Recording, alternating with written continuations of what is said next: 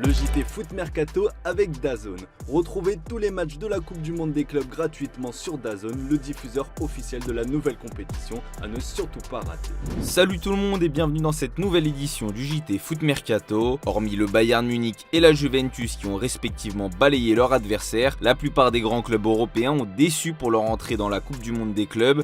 Manchester City et le Real Madrid n'ont pas fraîchement brillé. A l'inverse, le Paris Saint-Germain a marqué les esprits. Pour son premier match dans le tournoi, le champion d'Europe en titre a étrillé l'Atlético de Madrid 4-0, livrant une véritable démonstration face à des colchoneros totalement dépassés. À ce stade, c'est clairement le PSG qui a fait la plus forte impression. Et tout ça sans Ousmane Dembélé, toujours en phase de rééducation après sa blessure contractée le 5 juin dernier contre l'Espagne. Le joueur s'entraîne encore à part, mais Luis Enrique, présent en conférence de presse, a expliqué que la rémission de son joueur se passait bien, mais qu'il n'était peut-être pas encore temps pour lui de faire son retour. Je ne sais pas, il est en train de s'améliorer très vite, mais on doit rester calme et privilégier les joueurs. On le veut le plus vite possible avec le reste de l'équipe, mais on doit être prudent. Atout offensif numéro 1 des Rouges et Bleus. Depuis août dernier, le Français est désigné comme le favori au Ballon d'Or aux côtés de Lamine Yamal. Déjà questionné plusieurs fois à propos de cette récompense, Luis Enrique qui prône le collectif semble être lassé. A mí me da igual el Balón de Oro. Me importa un rábano los premios individuales. Lo siento, ya di mi favorito en su momento, que es Ousmane Dembélé, sin ninguna duda, pero entiendo que haya todo esto alrededor del Balón de Oro, lo entiendo, es normal, es lo que vende, cada uno dice su jugador. Hay muchos jugadores, además de Ousmane, que también podrían tenerlo. Para mí, mi favorito es Ousmane, también lo podría ganar Vitinha, también lo podría ganar Hakimi, Fabián, más jugadores de la plantilla, Marquinhos, Pacho, Nuno, todos los míos. Sous contrat avec le Paris Saint-Germain jusqu'en 2026, Gianluigi Donnarumma ne cesse de clamer son envie de rester au PSG. Cependant, les deux parties traînent pour trouver un accord. Ce jeudi, à la veille d'affronter Botafogo en Coupe du Monde des clubs, le portier italien a indiqué que les négociations avançaient entre son agent et le PSG. Oui, on avance. C'est mon agent qui en parle avec le club. Moi, je suis concentré sur le match, sur le trophée, mais on n'a pas de problème. C'est un club pour moi qui m'a donné tout et pour moi jouer pour le Paris Saint-Germain c'est incroyable et je donne toujours le 100% pour le club et pour les supporters. Décédé mardi, Bernard Lacombe laisse derrière lui un vide immense dans le cœur de toute la famille de l'Olympique lyonnais, anciens coéquipiers, joueurs actuels, dirigeants et supporters. Si de nombreux hommages ont déjà afflué sur les réseaux sociaux et dans les médias, la parole du président de l'OL, John Textor, se faisait encore attendre et elle est finalement arrivée via une publication sur Instagram. Bernard Lacombe a marqué l'histoire de l'OL en tant que joueur exceptionnel et technicien remarquable. Il restera à jamais une véritable légende de notre club et du football. Mes pensées les plus sincères vont vers sa famille et ses proches. Nous rendrons à Bernard Lacombe le plus bel hommage lors du premier match à domicile de la saison prochaine et nous lui dédierons un lieu à sa mémoire au Groupama Stadium. John Textor prévoit donc un hommage à la hauteur de ce que représentait Bernard Lacombe pour l'OL. Direction l'étranger. Pour sa première sur le banc du Real Madrid, l'équipe de Xabi Alonso n'a pas été au rendez-vous. Les Madrilènes n'ont pas réussi à imposer leur jeu et ont concédé le match nul 1-1 face à Al Hilal. L'entraîneur espagnol est revenu sur la rencontre en conférence de presse et estime qu'il faudra du temps pour voir les changements. Sí, estoy de acuerdo. La segunda parte ha sido bastante mejor que la primera. La primera nos han faltado muchas cosas, con y sin balón. Yo creo que perdíamos el balón demasiado rápido, no teníamos demasiado equilibrio y son cosas que habíamos hablado y nos ha costado un poco más de tiempo. Me ha gustado la reacción en el descanso, hemos podido darle otro sentido al juego y bueno, pues evidentemente esto es un proceso, todo lleva su tiempo, la primera parte no tan buena, la segunda mejor y tenemos que sacar lo positivo y mirar lo negativo para aprender. Au Real Madrid, c'est un mur qui ne bouge pas. Thibaut Courtois, indiscutable depuis son arrivée en 2018, reste le patron des cages madrilènes. Il a joué un rôle clé dans les sacres de 2022 et 2024 en Ligue des Champions, mais ce n'est pas fini. Alors qu'il est encore sous contrat jusqu'en 2026, le Real veut blinder son portier. Selon AS, les merengues souhaitent prolonger Courtois jusqu'en 2028. Une sacrée preuve de confiance, surtout quand on sait que le club n'offre en général que des contrats d'1 an aux joueurs de plus de 30 ans. Le FC Barcelone doit vendre après avoir recruté Joan Garcia et bientôt Nico Williams.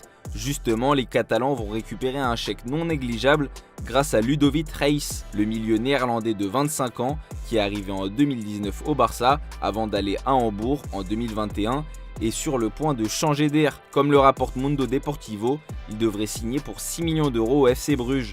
Ainsi, le FC Barcelone, qui dispose de 25% à la revente, devrait récupérer 1,5 million d'euros grâce à ce dossier. C'est déjà ça en plus pour les finances du Barça. La Masia est bel et bien de retour. Longtemps critiqué pour son manque de nouveaux talents, le centre de formation du Barça revit. Aujourd'hui, l'équipe première peut compter sur une nouvelle génération dorée. Lamine Yamal, Gavi, Koubarsi, Baldé ou encore Fermín López. Et derrière, ça pousse fort. La preuve, le Barça U19 a remporté l'UEFA Youth League cette saison, l'équivalent de la Ligue des Champions chez les jeunes. Mais ce renouveau s'accompagne aussi de problèmes, car si la formation catalane produit à nouveau des pépites, elle peine à les conserver. Pourquoi ? Car le club a choisi une politique salariale stricte pour ses jeunes, pas d'énormes contrats, sauf cas exceptionnels comme Yamal. Résultat, des clubs européens et même du golf en profitent. Marc Guillou est parti à Chelsea, Arnaud Pradas, ailier dribbleur et déséquilibrant de 19 ans et un des principaux artisans du titre en Youth League, va ainsi quitter le club comme l'indique Sport. Son coéquipier Hugo Alba, attaquant de 19 ans, va lui signer à Belgrade. Alex Garrido, capitaine de l'équipe B, va rejoindre Eibar, refusant lui aussi de prolonger. Plus tôt cette saison, Unai Hernandez, alors capitaine du Barça B, s'était engagé à Al Ittihad en Arabie Saoudite, alors que Poprim, haut milieu considéré comme très prometteur, devrait rejoindre Al Sadd au Qatar. Un vrai casse-tête pour le Barça, ces joueurs auraient peut-être eu leur chance chez les pros et leur départ précoce prive le club de potentielles belles ventes, mais malgré ça la direction reste droite dans ses bottes, pas question de changer de politique. Ceux qui veulent percer au Barça doivent d'abord prouver puis patienter. Avis aux intéressés, il y a des bonnes affaires à saisir à la Masia. Après une trêve internationale avec les Bleus et une participation en Ligue des Nations, Mbappé s'est envolé pour les États-Unis pour disputer la Coupe du Monde des clubs avec le Real Madrid. Une compétition que le soulier d'or européen prend très au sérieux. Objectif, briller, la remporter et doubler Lamine Yamal et Ousmane Dembélé dans la course au Ballon d'Or. Mais coup dur pour l'attaquant de 26 ans, Mbappé est malade et incertain. En début de semaine, la presse espagnole révélait son absence probable face à Al Hilal, ce qui a été le cas. Et après la rencontre, Xabi Alonso a confirmé. Ces derniers jours, il a eu de la fièvre, il ne se sentait pas bien. On espère qu'il sera disponible pour le prochain match. Mais sa situation n'a pas évolué depuis. Il est toujours très touché par ce même virus. Preuve de cette inquiétude naissante, ce jeudi, le Real Madrid a annoncé que Mbappé avait été hospitalisé. Notre joueur Kylian Mbappé présente une gastro-entérite aiguë et a été hospitalisé pour effectuer différents tests et lui appliquer le traitement correspondant, explique le club madrilène. Reste à savoir désormais l'évolution de son cas, mais l'état de santé de Kylian Mbappé semble préoccupé du côté du Real Madrid. La formation madrilène espère qu'il sera présent pour le second match face à Pachuca, mais c'est une course contre la montre désormais. Réponse dimanche soir, en espérant que le Kicks se soit remis de sa maladie. Le Real Madrid passe au peigne fin le marché des attaquants à la recherche d'un numéro 9 en alternative de Mbappé. S'il n'est pas trouvé, Gonzalo, qui était pressenti pour partir, pourrait rester dans l'équipe première sous la direction de Xabi Alonso. Selon Mario Cortegana, le Sporting aurait demandé aux merengues s'ils étaient intéressés par Victor Gyökeres, mais le Real Madrid a dit non. Premièrement pour des raisons financières, Gyökeres vaut au minimum 60 ou 70 millions d'euros, une somme que ne veut pas sortir Madrid. Ensuite parce que le club espagnol ne peut pas garantir une place de titulaire à Gyökeres. Il y a aussi un problème au milieu de terrain, les Madrilènes ont besoin d'un organisateur, d'un constructeur de jeu. En fait, c'est ce que Xabi Alonso a soulevé lors de sa première rencontre avec la direction sportive en mettant le nom de Zubimendi sur la table, avec l'objectif de trouver le nouveau Toni Kroos. Ils ont répondu qu'avec les milieux de terrain qui sont dans l'effectif, l'équipe doit être capable de bien jouer. On verra s'il réussit ou si le club rectifie son avis initial après la Coupe du Monde des clubs. Affaire à suivre. C'est un sujet qui revient très régulièrement au moment des trêves internationales, les binationaux. Et c'est un sujet qui ne cesse de diviser. Ces dernières années, les sélections européennes et africaines sont confrontées à cette problématique, avec de plus en plus de joueurs qui peuvent représenter plusieurs pays. En France, il existe de nombreux cas avec des joueurs aux origines africaines, grâce à leurs parents, mais formés en France. Et ce choix entre une sélection ou l'autre fait souvent polémique. Islam Slimani a donné son avis dans un podcast Campo, et il n'a pas mâché ses mots. J'ai toujours eu un raisonnement clair, tu as choisi d'être algérien, d'être anglais, d'être français, non ? On ne choisit pas l'Algérie. Si tu es né en France, vécu en France et tu as fait ta carrière en France, mais joue pour la France. Pourquoi tu joues pour l'Algérie ? Pour moi, il faut mettre une règle. On te sélectionne, tu viens, tant mieux. Tu ne viens pas, tu n'es pas sélectionné. Pourquoi ? Tu vas nous ramener quoi ? Il n'y a que Messi qui peut ramener des choses. Il n'y a aucun joueur qui peut ramener un truc pour le pays. C'est le groupe qui ramène, a-t-il lancé avant d'enchaîner. Nous, quand on gagne la CAN en 2019, c'était le groupe. Aujourd'hui, quand j'entends le mot choix, je te jure, j'ai envie de pleurer. Tu ne choisis pas tes parents. Ça me met mal quand tu me dis j'ai choisi. Mais tu es qui pour choisir? Tu es qui? Tu choisis un pays comme ça? Tu choisis un pays où il y a eu dans l'histoire 5 millions de morts pour qu'on soit libre? Moi, si j'avais un poste à responsabilité, tu me dis ça, viens en vacances, pas de souci, le pays de tes parents, ton pays, pas de souci, mais joue au foot, jamais de la vie. Des mots forts qui ont vite enflammé les réseaux sociaux et qui devraient continuer de faire parler à l'avenir. En tout cas, le message est passé pour Slimani, qui ne veut donc plus voir l'Algérie tenter de convaincre des joueurs de choisir de jouer pour les Fennecs.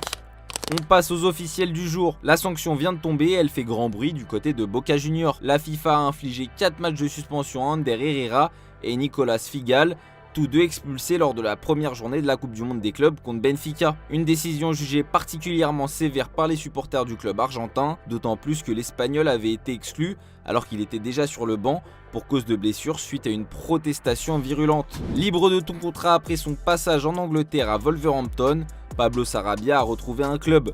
L'ancien joueur du PSG signe au Qatar à Al Arabi SC. Michael Olise, la pépite française du Bayern Munich, a son rituel avant les matchs. Il inspecte très rapidement la pelouse. C'est notre image du jour. On se dit à demain pour plus de vidéos sur Foot Mercato. Ciao ciao.